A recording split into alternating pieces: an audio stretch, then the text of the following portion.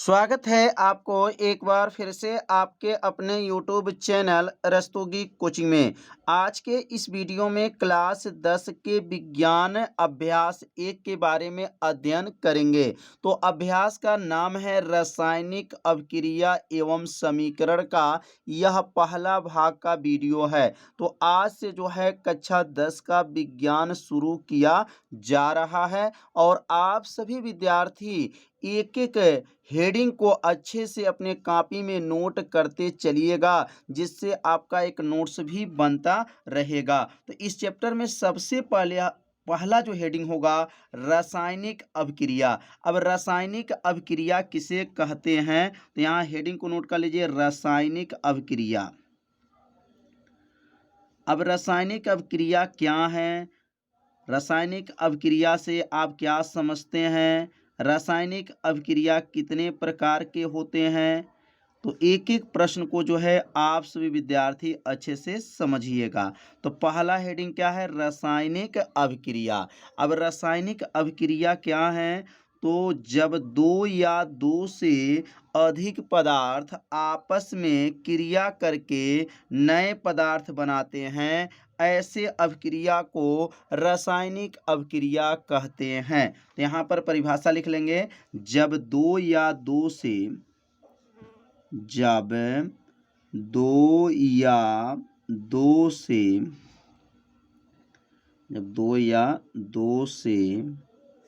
अधिक पदार्थ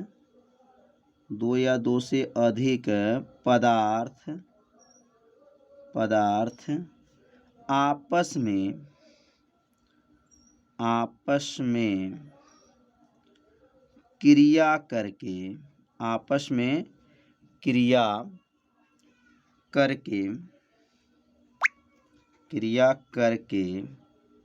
नए पदार्थ बनाते हैं, ऐसे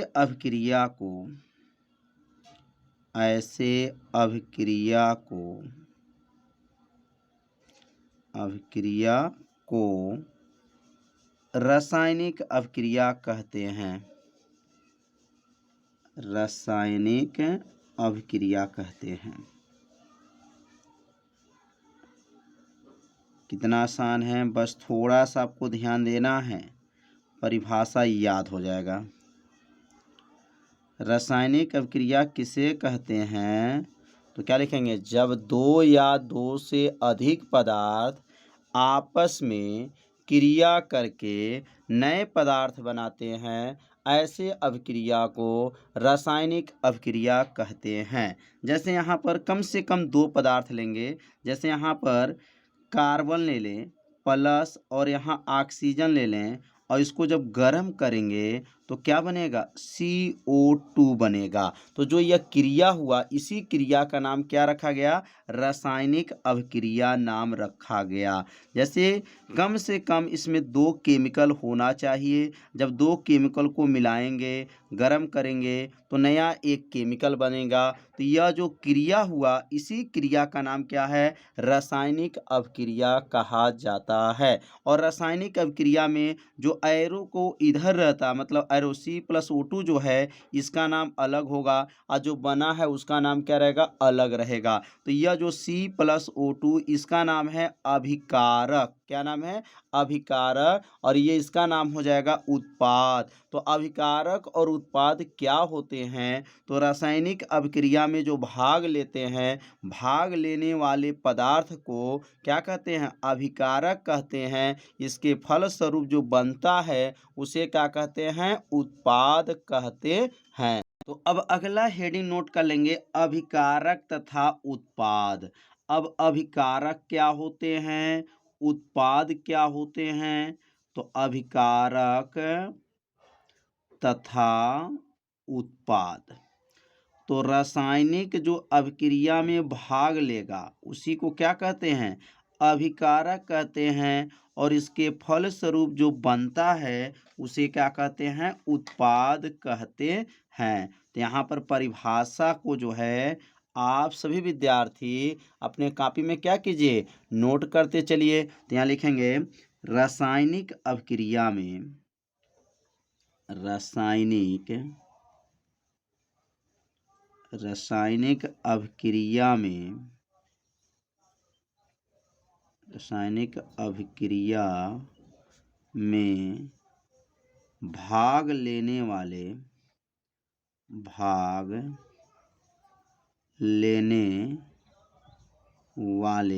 रासायनिक अभिक्रिया में भाग लेने वाले पदार्थ को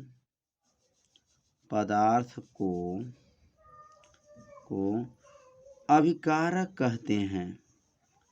अभिकारक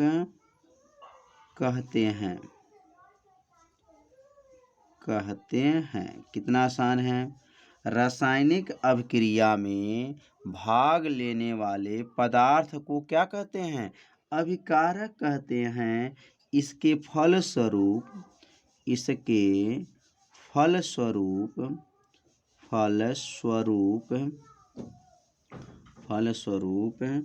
बनने वाले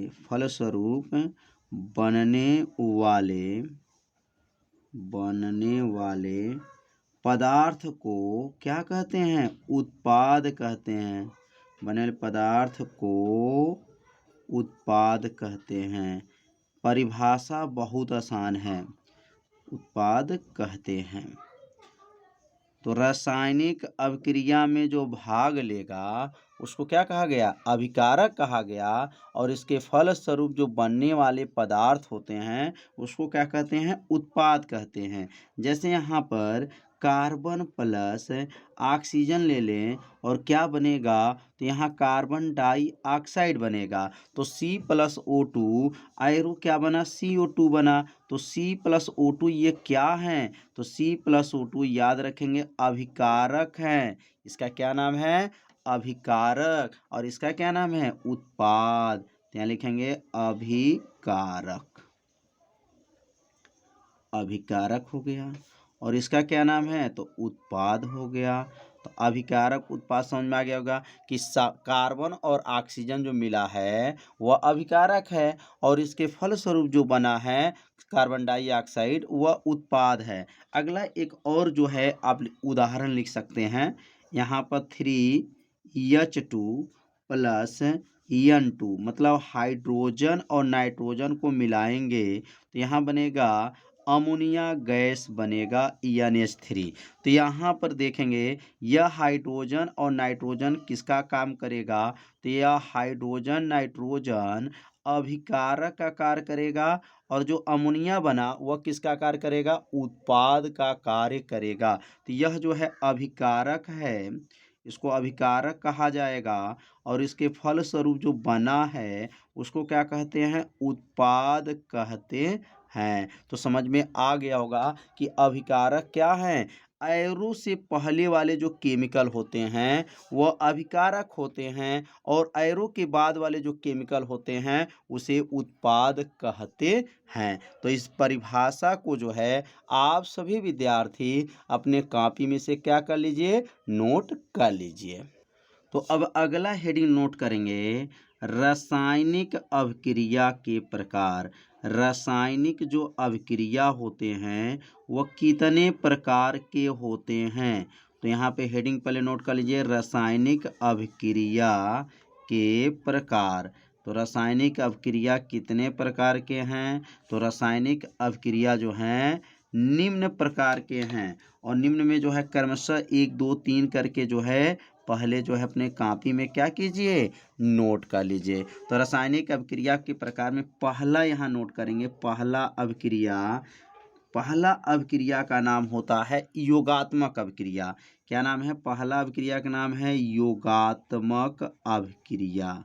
योगात्मक अभिक्रिया का 2 नाम है, या योगात्मक अभिक्रिया कहिए या उसका दूसरा नाम भी लिख लीजिए यहाँ पर, या इसका दूसरा नाम है संयोजन अभिक्रिया। तो यह नाम बदल करके भी बोर्ड के पेपर में पूछा जाता है, योगात्मक अभिक्रिया या संयोजन अभिक्रिया। दो नाम इसका है, दोनों नाम जो है यहाँ पे नोट कर लीजिए, रासायनिक अभिक्रिया या संयोजन अभिक्रिया, पहला हो गया। अब दूसरा का नाम है, दूसरा अभिक्रिया का नाम है वियोजन। क्या नाम है? वियोजन। और इसमें लिख सकते हैं इसका दूसरा नाम, तो कोष्टक में लिख देंगे यहाँ पर अपघटन, अपघटन, और यहाँ लिखेंगे अभिक्रिया। तो यहाँ भी दो अभिक्रिया, इसका नाम है, पहला क्या नाम है? वियोजन अभिक्रिया या अपघटन अभिक्रिया। तीसरा अभिक्रिया का नाम याद रखेंगे विस्थापन, विस्थापन या लिखेंगे विस्थापन या प्रतिस्थापन अभिक्रिया। दो नाम है, प्रतिस्थापन, विस्थापन अभिक्रिया या प्रतिस्थापन अभिक्रिया। सबका परिभाषा सरल भाषा में बताया जाएगा, जिससे आपको परिभाषा तुरंत क्या हो, याद हो जाए। तो विस्थापन या प्रतिस्थापन अभिक्रिया हो गया। अगला जो है चौथा जो है द्विविस्थापन अभिक्रिया, द्विविस्थापन अभिक्रिया, द्विविस्थापन अभिक्रिया, द्विविस्थापन अभिक्रिया, द्विविस्थापन अभिक्रिया हो गया। पांचवा नोट कर लेंगे, पांचवा अभिक्रिया ध्यान देंगे, उत्क्रमणी अभिक्रिया। क्या है? उत्क्रमणी, उत्क्रमणी अभिक्रिया, उत्क्रमणी क्या है? अभिक्रिया है। और अगला जो अभिक्रिया है उसका नाम है, छुआ कहेंगे उसको, कहेंगे अनुत्क्रमणी अभिक्रिया। क्या नाम है? अनुत्क्रमणी अभिक्रिया। तो इसे अपने कॉपी में जरूर नोट करते भी चलिए। अनुत्क्रमणी क्या है? अभिक्रिया। यह पांचवा अभिक्रिया है, अनुत्क्रमणी अभिक्रिया। तो समझ में आ रहा होगा। तो ये अभिक्रिया को जो है आप सभी विद्यार्थी क्या कीजिए, कॉपी पे जरूर बनाते चलिए, नोट्स लिखते चलिए। अगला जो अभिक्रिया है ऊष्माक्षेपी, क्या हो जाएगा यहाँ पर? सातवां जो हो जाएगा ऊष्माक्षेपी अभिक्रिया, ऊष्माक्षेपी अभिक्रिया, ऊष्माक्षेपी क्या हो जाएगा? अभिक्रिया। और अगला क्या बनेगा? ऊष्माक्षेपी के बाद ऊष्माशोषी, क्या हो जाएगा यहाँ पर? ऊष्माशोषी, ऊष्माशोषी अभिक्रिया, ऊष्माशोषी अभिक्रिया हो जाएगा, ऊष्माशोषी अभिक्रिया हो गया। अगला कौन सा अभिक्रिया होगा? तो अगला नौवां जो अभिक्रिया नोट करेंगे, अवक्षेपण अभिक्रिया, अवक्षेपण, अवक्षेपण अभिक्रिया, अवक्षेपण अभिक्रिया, अवक्षेपण अभिक्रिया हो जाएगा। अगला जो लिखेंगे 10वां जो हो जाएगा उदासीनीकरण अभिक्रिया, उदासीनीकरण अभिक्रिया, उदासीनीकरण अभिक्रिया, उदासीनीकरण अभिक्रिया।